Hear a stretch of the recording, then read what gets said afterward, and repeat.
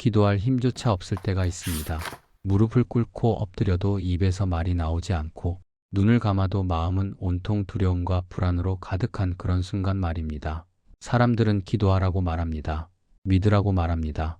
그러나 정작 그 기도가 어디로 가는지, 하나님께서 정말 들으시는지 확신이 서지 않을 때 우리는 어떻게 해야 할까요? 어떤 이는 병원에서 진단서를 받아든 순간 모든 것이 무너졌다고 말합니다. 어떤 이는 사업이 실패하고 핏더미에 앉았을 때 하나님께 부르짖었지만 아무 응답도 없는 것 같았다고 고백합니다. 또 어떤 이는 가족의 배신과 관계의 파탄 앞에서 기도조차 포기하고 싶었던 순간을 떠올립니다. 절망이란 단순히 상황이 어려운 것을 넘어서 소망 자체가 사라진 상태를 의미합니다. 그렇게 절망 한가운데 서 있을 때 우리는 기도의 끈을 놓아버리고 싶은 유혹을 받습니다. 이제 그만 기도해도 되지 않을까? 내가 뭘 잘못했기에 이런 일이 생긴 걸까? 하나님은 왜 침묵하시는 걸까? 이런 질문들이 마음속에서 소용돌이칩니다. 밤이 되면 더욱 두렵고 아침이 와도 달라지는 것은 없습니다. 그저 하루하루를 버티는 것만으로도 벅찬 시간들이 계속됩니다. 그런데 놀라운 사실이 있습니다. 바로 그 절망의 순간 우리가 기도를 포기하고 싶을 때 하나님께서는 오히려 우리를 더욱 붙드신다는 것입니다. 우리가 기도할 힘이 없을 때 성령께서 우리를 대신하여 기도하십니다. 우리가 말을 잃었을 때 하나님께서는 우리의 신음소리를 들으십니다. 우리가 포기하려 할 때 하나님께서는 절대 포기하지 않으십니다. 오늘 이 시간 절망 가운데서도 포기하지 않는 기도에 대해 말씀드리려 합니다.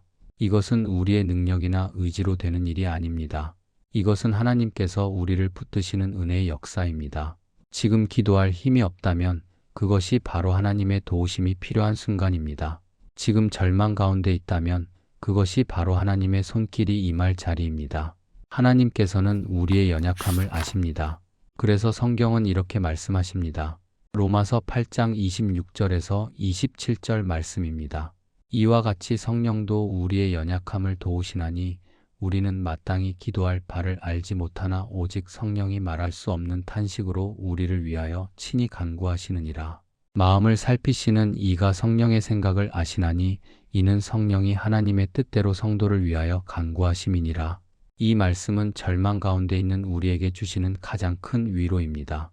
우리가 기도할 바를 알지 못할 때, 우리가 어떻게 기도해야 할지 모를 때, 심지어 우리가 말을 잃었을 때조차 성령께서 우리를 위해 간구하십니다.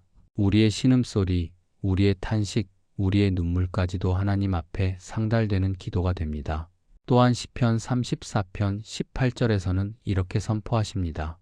여호와는 마음이 상한 자를 가까이 하시고 충심으로 통회하는 자를 구원하시는도다. 하나님께서는 우리의 상한 마음을 외면하지 않으십니다. 오히려 더 가까이 다가오십니다. 우리가 깨어진 모습 그대로 하나님 앞에 나아갈 때 하나님께서는 우리를 받아주십니다. 히브리서 4장 15절에서 16절 말씀도 함께 새겨야 합니다. 우리에게 있는 대제사장은 우리의 연약함을 동정하지 못하실 이가 아니요 모든 일에 우리와 똑같이 시험을 받으신 이로되 죄는 없으시니라. 그러므로 우리는 긍휼하심을 받고 때를 따라 돕는 은혜를 얻기 위하여 은혜의 보좌 앞에 담대히 나아갈 것이니라. 예수님께서는 우리의 고통을 아십니다. 우리의 절망을 이해하십니다. 겟세마네 동산에서 땀이 핏방울같이 되도록 기도하셨던 그분께서 십자가에서 나의 하나님, 나의 하나님 어찌하여 나를 버리셨나이까라고 부르짖으셨던 그분께서 지금 우리의 아픔을 모르실 리 없습니다. 그렇기에 우리는 담대히 은혜의 보좌 앞에 나아갈 수 있습니다. 누가복음 18장 1절에서 예수님께서는 이렇게 가르치셨습니다. 항상 기도하고 낙심하지 말아야 할 것을 그들에게 비유로 말씀하여 낙심하는 것이 당연한 상황 속에서도 우리는 기도를 멈추지 말아야 합니다. 이것이 하나님께서 우리에게 원하시는 자세입니다. 이 말씀들이 우리에게 전하는 핵심 원리는 무엇일까요? 첫째로, 기도는 우리의 능력이 아니라 하나님의 은혜라는 것입니다. 많은 사람들이 기도를 자신의 신앙심이나 의지의 표현으로만 생각합니다. 그러나 성경이 말씀하시는 기도는 그것을 넘어섭니다. 기도는 우리가 연약할 때 하나님께서 베푸시는 도우심입니다.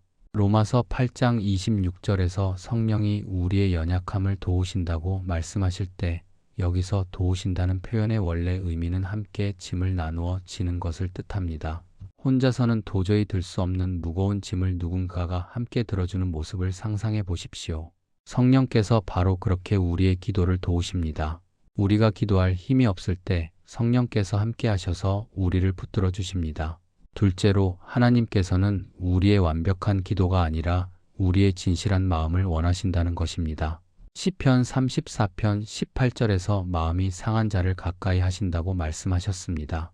이것은 우리가 상처받고 깨어진 모습 그대로 하나님 앞에 나아가도 된다는 의미입니다.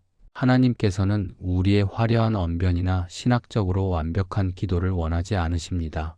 오히려 우리의 상한 마음, 우리의 눈물, 우리의 진실한 탄식을 받으십니다.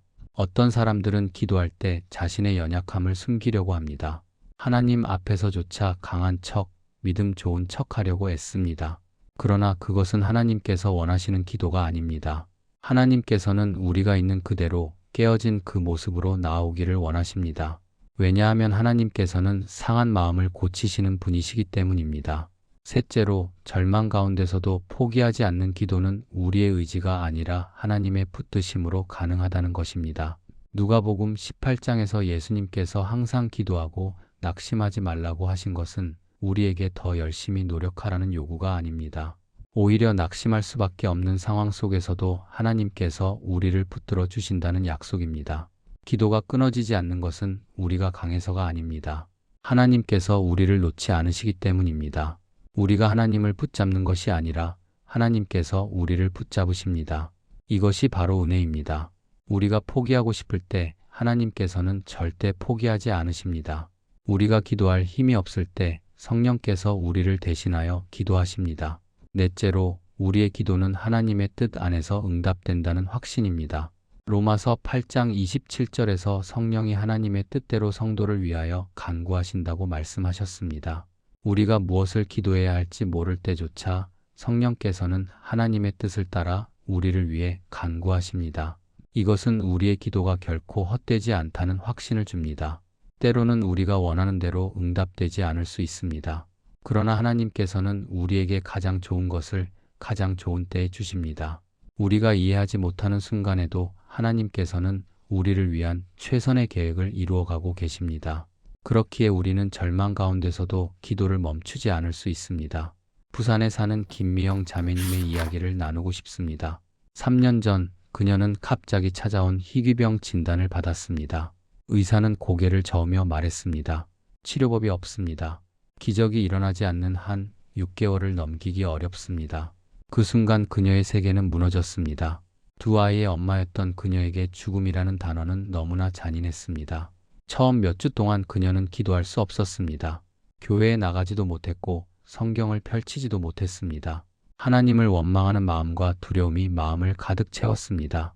왜 하필 나인가요? 제가 무엇을 잘못했나요? 이런 질문들이 끊임없이 그녀를 괴롭혔습니다. 밤마다 눈물로 베개를 적시면서도 입에서는 기도가 나오지 않았습니다. 그러던 어느 날 새벽 그녀는 자다가 문득 깨어났습니다. 깊은 절망 속에서 신음소리만 내고 있는데 갑자기 로마서 8장 26절 말씀이 떠올랐습니다. 우리는 마땅히 기도할 바를 알지 못하나 오직 성령이 말할 수 없는 탄식으로 우리를 위하여 친히 간구하시느니라. 그 순간 그녀는 깨달았습니다. 자신이 기도할 수 없을 때조차 성령께서 자신을 위해 기도하고 계셨다는 것을 말입니다. 그날 이후 그녀의 기도는 달라졌습니다. 더 이상 완벽한 문장으로 기도하려 애쓰지 않았습니다. 그저 하나님 앞에 엎드려 울기만 했습니다. 하나님, 저는 기도할 힘도 없습니다. 그러나 주님께서 저를 붙들어 주시기를 믿습니다. 이것이 그녀가 할 수 있는 전부였습니다. 그런데 놀랍게도 그 단순한 기도 속에서 평안이 찾아왔습니다. 치료는 쉽지 않았습니다. 항암 치료의 고통 속에서 그녀는 여러 번 포기하고 싶었습니다. 그러나 매일 아침 눈을 뜰 때마다 그녀는 자신이 아직 살아있다는 것에 감사했습니다. 오늘 하루도 하나님께서 저를 붙들어 주셨습니다. 이것이 그녀의 매일의 기도가 되었습니다. 6개월이 지나고 1년이 지났습니다. 의사들은 고개를 갸우뚱했습니다. 이해할 수 없는 일입니다. 병이 더 이상 진행되지 않고 있습니다.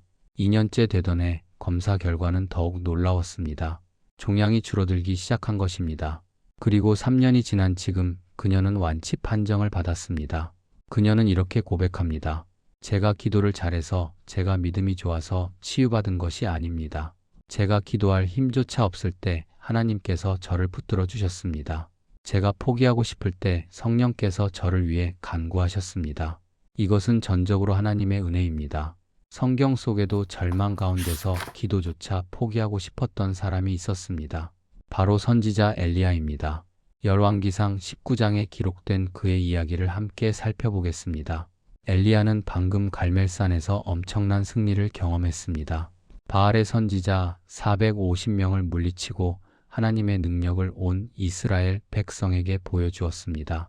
하늘에서 불이 내려와 재물을 태우고 3년 만에 비가 내렸습니다. 이보다 더 극적인 하나님의 역사가 어디 있겠습니까? 그러나 이제벨 왕비의 위협이 들려오자 엘리야는 갑자기 무너졌습니다. 그는 광야로 도망쳤습니다. 로뎀나무 아래 앉아서 죽기를 구했습니다. 열왕기상 19장 4절에 이렇게 기록되어 있습니다. 자기 자신은 광야로 들어가 하룻길쯤 가서 한 로뎀나무 아래에 앉아서 자기가 죽기를 원하여 이르되 여호와여 넉넉하오니 지금 내 생명을 거두시옵소서. 나는 내 조상들보다 낫지 못하니이다. 이 얼마나 절망적인 기도입니까? 방금 전까지 불을 내려 제단을 태우신 하나님의 능력을 목격했던 선지자가 이제는 죽게 해달라고 기도하고 있습니다. 그는 더 이상 기도할 힘도 살아갈 이유도 찾지 못했습니다. 모든 것을 포기하고 싶었습니다. 그런데 하나님께서는 엘리야를 어떻게 대하셨습니까? 꾸짖으셨습니까? 그의 믿음 없음을 책망하셨습니까? 아닙니다. 오히려 천사를 보내어 그를 만지며 일으켰습니다. 그리고 먹을 것을 주셨습니다. 열왕기상 19장 5절에서 6절을 보면 로뎀나무 아래에 누워 자더니 천사가 그를 어루만지며 그에게 이르되 일어나서 먹으라 하는지라. 본즉 머리맡에 숯불에 구운 떡과 한 병에 물이 있더라. 하나님께서는 엘리야가 기도할 힘이 없을 때 먼저 그의 육체적 필요를 채워주셨습니다. 그를 쉬게 하시고 먹게 하시고 회복시키셨습니다. 그리고 그 후에 호렙산으로 인도하셔서 세미한 소리로 그에게 말씀하셨습니다. 엘리야가 기도를 포기했을 때 하나님께서는 그를 포기하지 않으셨습니다. 이 이야기가 우리에게 주는 교훈은 명확합니다.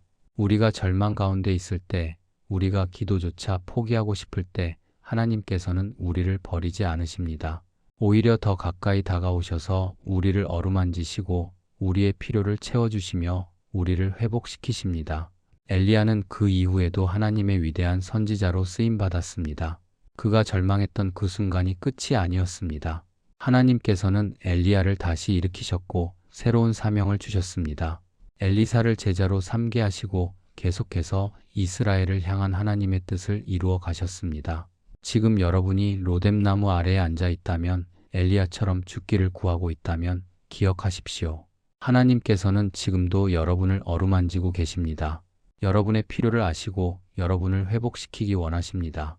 여러분이 기도할 힘이 없을 때 하나님께서 여러분을 위해 일하고 계십니다. 그렇다면 우리는 어떻게 절망 가운데서도 포기하지 않는 기도의 삶을 살 수 있을까요? 구체적인 실천 방법을 함께 나누고자 합니다. 이것은 여러분을 향한 하나님의 초대이며 21일 동안의 영적 여정입니다. 가장 먼저 해야 할 것은 매일 아침 하나님 앞에 자신의 연약함을 고백하는 것입니다. 로마서 8장 26절 말씀을 소리내어 읽으십시오. 이와 같이 성령도 우리의 연약함을 도우시나니 우리는 마땅히 기도할 바를 알지 못하나 오직 성령이 말할 수 없는 탄식으로 우리를 위하여 친히 간구하시느니라. 이 말씀을 읽고 나서 하나님, 오늘도 저는 연약합니다. 그러나 성령께서 저를 도우실 것을 믿습니다라고 고백하십시오. 완벽한 기도를 하려고 애쓰지 마십시오. 하나님께서는 여러분의 진실한 마음을 원하십니다. 때로는 하나님이라는 한 단어만 부르짖어도 충분합니다. 때로는 눈물만 흘려도 됩니다. 때로는 침묵 가운데 하나님 앞에 앉아 있는 것만으로도 기도가 됩니다. 중요한 것은 매일 하나님 앞에 나아가는 것입니다. 그 다음으로 중요한 것은 매일 밤 하루를 돌아보며 하나님의 붙드심을 기록하는 것입니다. 작은 노트를 준비하십시오. 그리고 매일 밤 자기 전에 오늘 하나님께서 나를 어떻게 붙들어 주셨는가를 적으십시오. 그것은 아주 작은 것일 수도 있습니다. 아침에 눈을 뜰 수 있었던 것, 따뜻한 밥 한 끼를 먹을 수 있었던 것, 누군가의 따뜻한 말 한마디를 들었던 것, 이 모든 것이 하나님께서 여러분을 붙들어 주신 증거입니다. 처음에는 아무것도 찾지 못할 수도 있습니다. 그러나 계속하십시오. 21일이 지나면 여러분은 놀랄 것입니다. 절망 가운데서도 하나님께서 여러분을 결코 놓지 않으셨다는 것을, 매 순간 함께 하셨다는 것을 발견하게 될 것입니다. 또한 일주일에 한 번은 시편 34편을 천천히 묵상하십시오. 특별히 18절 말씀에 집중하십시오. 여호와는 마음이 상한 자를 가까이 하시고 충심으로 통회하는 자를 구원하시는도다. 이 말씀을 여러 번 반복해서 읽으십시오. 그리고 자신에게 질문하십시오. 내 마음의 상처는 무엇인가? 하나님께서는 지금 어떻게 나에게 가까이 오고 계시는가? 실천 과제의 마지막은 누군가와 기도 제목을 나누는 것입니다. 혼자서 모든 것을 감당하려고 하지 마십시오. 믿을 수 있는 신앙의 형제 자매를 찾으십시오. 그리고 솔직하게 자신의 절망과 어려움을 나누십시오. 함께 기도하십시오. 야고보서 5장 16절에서 말씀하시기를 서로 죄를 고백하며 병이 낫기를 위하여 서로 기도하라. 의인의 간구는 역사하는 힘이 큼이니라고 하셨습니다. 이 21일의 여정은 여러분을 변화시킬 것입니다. 절망이 사라지지 않을 수도 있습니다. 상황이 즉시 바뀌지 않을 수도 있습니다. 그러나 한 가지는 확실합니다. 여러분은 하나님께서 여러분을 붙들고 계시다는 것을, 절대 포기하지 않으신다는 것을 경험하게 될 것입니다. 사랑하는 여러분, 지금 이 순간 절망 가운데 계신가요? 기도할 힘조차 없으신가요? 여러분은 혼자가 아닙니다. 지금 이 영상을 보고 계신 수많은 분들이 여러분과 같은 마음을 품고 계십니다. 우리는 함께 이 여정을 걸어가는 신앙의 가족입니다. 아래 댓글창에 아멘이라고 남겨주십시오. 여러분의 그 한 글자가 다른 누군가에게는 큰 위로가 될 것입니다. 함께 기도하며 서로를 격려하는 공동체가 되었으면 합니다. 여러분이 아멘이라고 고백하는 순간 여러분은 혼자가 아니라는 것을 기억하게 될 것입니다. 만약 21일 기도 챌린지에 참여하실 분은 21일 챌린지 참여합니다라고 댓글을 남겨주십시오. 여러분의 결단이 또 다른 누군가에게 용기를 줄 것입니다. 우리는 함께 걷는 것입니다. 서로의 기도 제목을 나누고 서로를 위해 중보하며 함께 하나님의 붙드심을 경험하는 것입니다. 이 영상이 도움이 되셨다면 좋아요 버튼을 눌러주십시오. 그것은 단순한 클릭이 아닙니다. 그것은 여러분이 이 메시지에 아멘이라고 동의하는 것이며 이 말씀이 더 많은 사람들에게 전해지기를 원한다는 고백입니다. 여러분의 좋아요 하나가 절망 가운데 있는 누군가에게 이 영상이 전달되는 통로가 됩니다. 구독 버튼도 눌러주십시오. 앞으로도 하나님의 말씀으로 위로받고 성령의 도우심을 경험하며 함께 신앙의 여정을 걸어가기 원하신다면 구독을 통해 우리의 공동체에 함께 해주십시오. 여러분이 구독하는 것은 이 채널을 응원하는 것을 넘어서 하나님의 말씀이 더 널리 전파되는 일에 동참하는 것입니다. 혹시 주변에 지금 절망 가운데 있는 분이 계신가요? 기도할 힘조차 없어하는 친구나 가족이 있으신가요? 이 영상을 그분들과 공유해 주십시오. 여러분의 작은 나눔이 누군가의 인생을 바꿀 수 있습니다. 여러분이 이 영상을 공유하는 것은 복음을 전하는 일이며 절망 가운데 있는 영혼에게 소망의 빛을 비추는 일입니다. 하나님의 평강이 여러분의 마음과 생각을 지키시기를 축복합니다. 여러분의 모든 절망이 하나님의 붙드심을 경험하는 통로가 되기를 기도합니다. 우리는 함께 걷고 있습니다. 하나님께서 우리를 결코 포기하지 않으십니다. 절망은 끝이 아닙니다. 그것은 새로운 시작입니다. 여러분이 기도할 힘이 없다고 느낄 때 바로 그때가 하나님의 능력이 가장 강하게 역사하는 순간입니다. 여러분이 포기하고 싶을 때 하나님께서는 절대 포기하지 않으십니다. 여러분이 연약할 때 성령께서 여러분을 도우십니다. 오늘 이 말씀을 마음에 새기십시오. 로마서 8장 26절에서 27절 이와 같이 성령도 우리의 연약함을 도우시나니 우리는 마땅히 기도할 바를 알지 못하나 오직 성령이 말할 수 없는 탄식으로 우리를 위하여 친히 간구하시느니라. 마음을 살피시는 이가 성령의 생각을 아시나니 이는 성령이 하나님의 뜻대로 성도를 위하여 간구하심이니라. 여러분은 혼자가 아닙니다. 하나님께서 함께 하십니다. 성령께서 여러분을 위해 기도하십니다. 예수님께서 여러분의 고통을 아십니다. 그리고 수많은 신앙의 형제 자매들이 여러분과 함께 이 길을 걷고 있습니다. 이제 함께 기도하겠습니다. 하나님 아버지, 지금 이 시간 절망 가운데 있는 모든 영혼들을 주님 앞에 올려드립니다. 기도할 힘조차 없어 탄식하는 자들, 포기하고 싶은 마음으로 가득한 자들, 하나님의 응답이 보이지 않아 혼란스러워하는 자들을 주님께서 붙들어 주시옵소서. 주님, 저희가 고백합니다. 저희는 연약합니다. 저희는 마땅히 기도할 바를 알지 못합니다. 그러나 주님께서 저희를 도우시는 분이심을 믿습니다. 성령께서 저희를 위해 간구하고 계심을 믿습니다. 저희의 상한 마음을 주님께서 가까이 하여 주시옵소서. 저희의 눈물을 닦아주시고 저희의 탄식을 들어주시옵소서. 저희가 깨어진 모습 그대로 주님 앞에 나아갈 때 주님께서 받아주시고 회복시켜 주시옵소서. 하나님, 오늘부터 21일 동안 저희가 주님의 붙드심을 날마다 경험하게 하여 주시옵소서. 매일 아침 주님 앞에 나아갈 힘을 주시고 매일 밤 주님의 은혜를 세어볼 수 있는 지혜를 주시옵소서. 저희의 절망이 주님의 영광을 드러내는 통로가 되게 하시고 저희의 연약함이 주님의 능력을 경험하는 자리가 되게 하여 주시옵소서. 주님, 지금 이 영상을 보는 모든 이들에게 소망을 주시옵소서. 저희가 혼자가 아님을 주님께서 절대 포기하지 않으심을 성령께서 저희를 위해 기도하고 계심을 깊이 깨닫게 하여 주시옵소서. 예수님의 이름으로 기도드립니다. 아멘. 하나님의 은혜와 평강이 여러분 모두와 함께 하시기를 축복합니다. 여러분의 절망이 소망으로, 여러분의 탄식이 찬양으로 바뀌는 날을 기대합니다. 하나님께서 여러분을 붙들고 계십니다. 절대 포기하지 마십시오. 우리는 함께 걷고 있습니다. 주님의 이름으로 축복합니다. 아멘.